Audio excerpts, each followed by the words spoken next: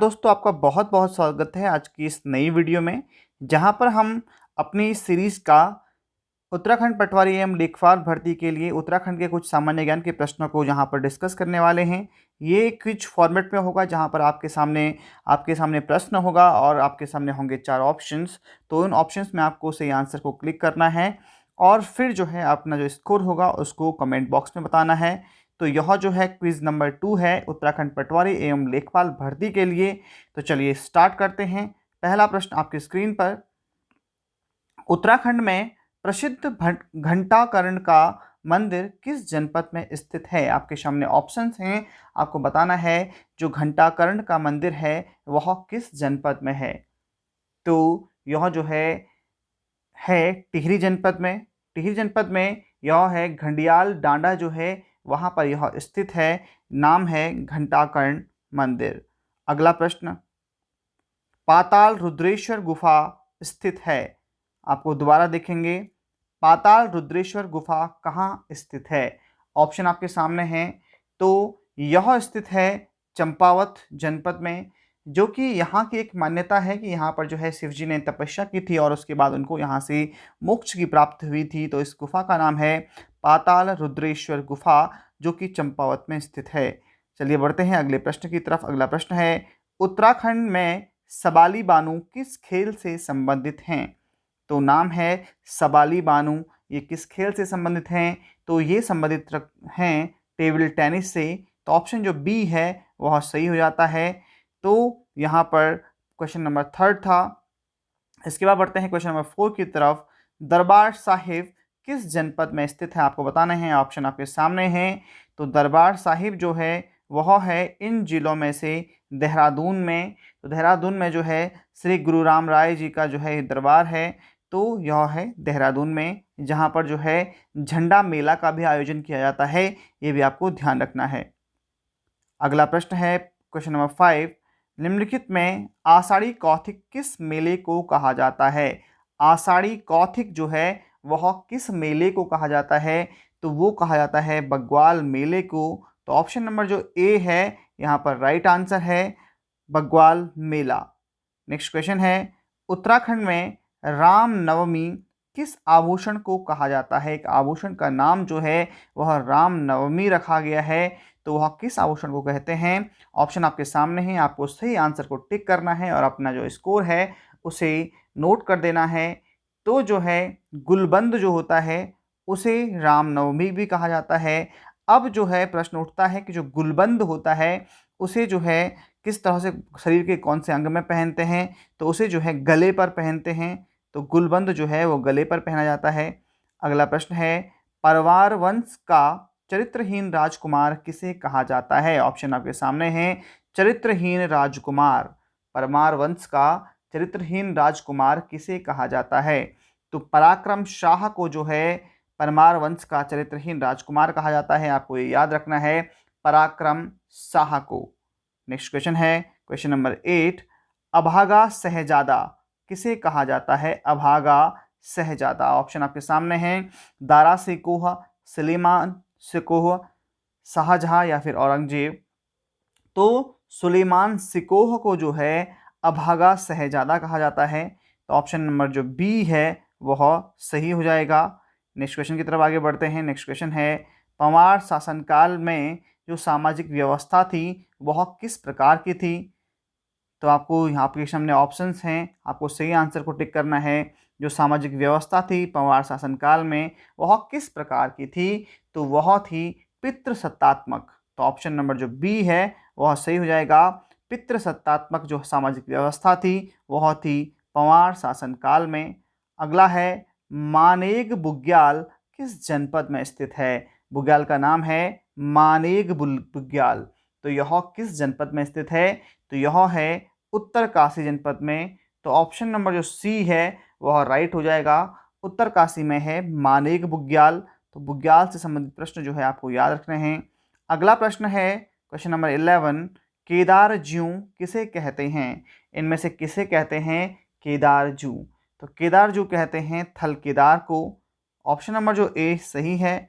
अब जो ये थल केदार है यह है पिथौरागढ़ जनपद में। पिथौरागढ़ से लगभग 15 से 16 किलोमीटर दूरी पर यह स्थित है। अगला प्रश्न है, अजय पाल द्वारा कौन सी नापतोल पद्धति जो है वह प्रचलित की गई थी। अजय पाल पंवार वंश का ये है एक शासक, तो इसके द्वारा कौन सी नापतोल की पद्धति जो है प्रचलित की गई थी।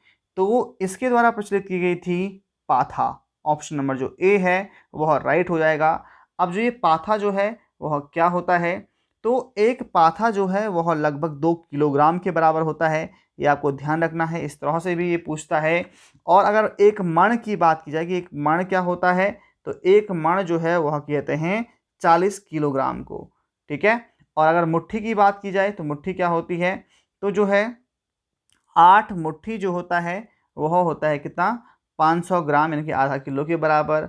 और अगर दूण की बात की जाए कि ये दूण क्या होता है, दूण भी जो है ये सब के सब जो है यहाँ पर जो है नापतोल पद्धतियाँ हैं। तो दूण जो होता है 20 दूण बराबर होता है 640 किलोग्राम, और इसे एक खार भी कहते हैं। तो खार जो है वह क्या है, एक खार में होते हैं 20 दूण, और 20 दूण जो हैं वो होते हैं 640 किलोग्राम के बराबर। तो आशा है आपको जो है ये चीज़ें समझ में आ गई होंगी, पाथा, मुट्ठी, खार आदि। अगले प्रश्न की तरफ आगे बढ़ते हैं। माधो सिंह भंडारी किसका सैनिक था। माधो सिंह भंडारी के बारे में आप जानते हैं, तो माधो सिंह भंडारी जो थे वे किसके सैनिक थे आपको बताना है। तो ये थे महीपति शाह के सैनिक। तो ऑप्शन नंबर जो ए है वह सही है। चलिए बढ़ते हैं अगले प्रश्न की तरफ। अगला प्रश्न है, किस पंवार शासक की मृत्यु रघुनाथ मंदिर में हुई थी। किस पंवार शासक की जो मृत्यु है वह रघुनाथ मंदिर में हुई थी। तो आपको इनमें से टिक करके बताना है कौन सा सही आंसर होगा। तो जय कीर्ति शाह जो था उसकी जो मृत्यु है वह रघुनाथ मंदिर में हुई थी। अब आपके लिए प्रश्न है कि उत्तराखंड का जो है सुप्रसिद्ध जो रघुनाथ मंदिर है वह कहाँ स्थित है। ये आपको जो है इसका जो सही आंसर है वह आपको कमेंट बॉक्स में लिखना है, जहाँ पर जो है जय कीर्ति शाह की मृत्यु हो गई थी। अगला प्रश्न, नंदा राजजात में किस चंद राजा ने छतौली भेजी थी। छतौली जो होती है आप जानते हैं, नंदा राजजात में जो हैं अलग अलग छतौलियाँ जो हैं बनाई जाती हैं। तो वह कौन सा चंद राजा था जिसने जो है छतौली यहाँ पर भेजी थी। तो उसका नाम था बाज बहादुर चंद। तो ऑप्शन नंबर जो डी है वह राइट हो जाएगा। बाज बहादुर चंद ने नंदा राजजात में क्या भेजी थी, छतौली भेजी थी। अगला प्रश्न, किस पंवार शासक के समय श्रीदेव सुमन की मृत्यु हो गई थी। श्रीदेव सुमन को आप जानते हैं, तो श्रीदेव सुमन की मृत्यु जो है किसके शासनकाल में हुई थी। तो ये हुई थी नरेंद्र शाह के शासनकाल में। तो ऑप्शन नंबर जो बी है वह राइट हो जाएगा। नेक्स्ट क्वेश्चन है क्वेश्चन नंबर 17, किस पंवार शासक के दरबार में नवरत्न मौजूद थे। तो नवरत्न जो है किस पंवार शासक के दरबार में मौजूद थे। तो इनका नाम था फतेह शाह। तो ऑप्शन नंबर जो ए है, फतेह शाह के दरबार में नवरत्न मौजूद थे। तो ऑप्शन नंबर जो ए है वह राइट हो जाएगा। अगला प्रश्न है, चंदवंश का प्रथम शासक जो दिल्ली सल्तनत के सुल्तान फिरोज शाह तुगलक के दरबार में भेंट अर्पित करने गया था वह कौन था। तो उसका नाम था ज्ञानचंद। तो ऑप्शन नंबर जो बी है वह राइट हो जाएगा। नेक्स्ट क्वेश्चन की तरफ आगे बढ़ते हैं। नेक्स्ट क्वेश्चन है, केदारनाथ आपदा की सच्ची कहानियाँ, यह जो पुस्तक है वह किसके द्वारा लिखी गई थी। तो यह जो पुस्तक है वह लिखी गई है रमेश पोखरियाल निशंक के द्वारा। तो ऑप्शन नंबर ए सही हो जाएगा। अब जो है यह जो है अभी हाल ही में हमारे शिक्षा मंत्री भी थे, तो रमेश पोखरियाल निशंक।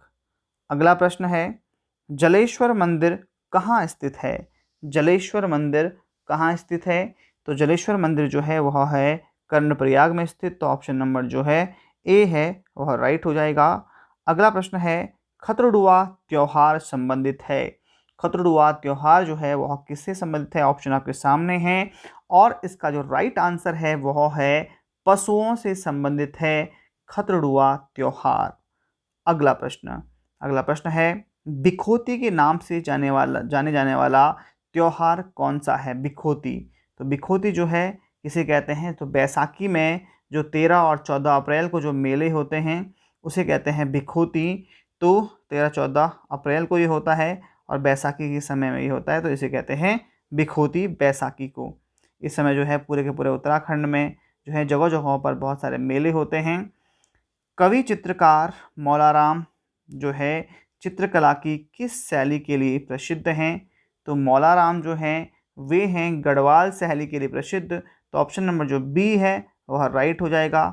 और जो इनके जो चित्रकारी का जो संग्रहालय है वो अभी वर्तमान में कहाँ स्थित है? तो ये है श्रीनगर में स्थित, ये भी आपको ध्यान रखना है। अगला प्रश्न, पंवार वंश में आय व्यय का अधिकारी कौन होता था? पंवार वंश में जो आय व्यय का जो अधिकारी होता था वह कौन होता था? तो वह होता था दीवान। तो ऑप्शन नंबर जो ए है वह राइट है, दीवान। अगला प्रश्न है, विरथी जलप्रपात स्थित है। विरथी जलप्रपात कहाँ है? तो यह है पिथौरागढ़ जनपद में। तो ऑप्शन नंबर जो सी है वह राइट हो जाएगा, पिथौरागढ़ जनपद में। अगला प्रश्न है, उत्तराखंड का प्रसिद्ध सूर्य मंदिर कहाँ स्थित है? तो उत्तराखंड का जो प्रसिद्ध सूर्य मंदिर है वह है कटारमल अल्मोड़ा में। तो यहाँ पर जो है ऑप्शन नंबर जो बी है वह राइट हो जाता है, कटारमल अल्मोड़ा में है प्रसिद्ध सूर्य मंदिर। नेक्स्ट क्वेश्चन है, मुरखली क्या है? मुरखली इनमें से क्या है? एक आभूषण है, पकवान है, त्योहार है, फिर कोई स्थान है? तो मुरखली जो है यह है एक आभूषण। और आपके लिए प्रश्न ये है कि मुरखली जो है वह शरीर के कौन से अंग में पहनी जाती है? तो आपको बताना है। यदि आपकी प्रिपरेशन बहुत अच्छे से चल रही है तो आपको ये चीज़ें बहुत ज़रूरी ही जो है याद कर लेनी चाहिए। जो आभूषण हैं किस अंग पर पहने जाते हैं, तो ये आपको याद रखना है। तो मुरखली के लिए आपको बताना है कि यह जो आभूषण है वह शरीर के कौन से अंग में पहना जाता है। अगला प्रश्न है, कुमाऊं का रंगीला बादशाह किसे कहा जाता था?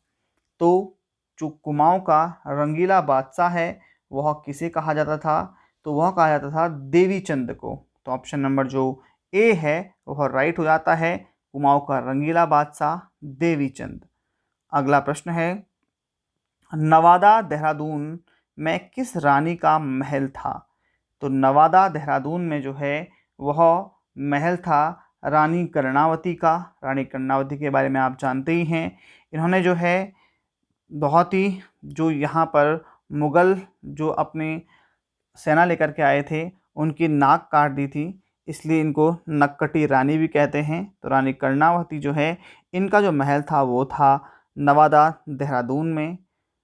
नेक्स्ट क्वेश्चन है, मल्ल राजा कुमाऊं को किस नाम से पुकारते थे? कुमाऊं को मल्ल राजा किस नाम से पुकारते थे? तो ये पुकारते थे पर्वत डोटी के नाम से। तो ऑप्शन नंबर जो ए है वह राइट हो जाएगा। तो इस प्रकार से हमने 30 प्रश्नों को जो है उत्तराखंड के प्रश्नों को यहाँ पर डिस्कस कर लिया है। आशा है आपने 30 में से जो है अपने जितने भी मार्क्स आए हैं उनको नोट कर लिया होगा और जो है अब आप उनको कमेंट में लिख सकते हैं और अपना जो तैयारी है उसके बारे में हमें बता सकते हैं। फ़िलहाल जो है आपका बहुत बहुत शुक्रिया, यहाँ तक आपको वीडियो आपने देख लिया है। तो आपने यदि आपको हमारा प्रयास अच्छा लगता है तो आप चैनल को सब्सक्राइब कर सकते हैं।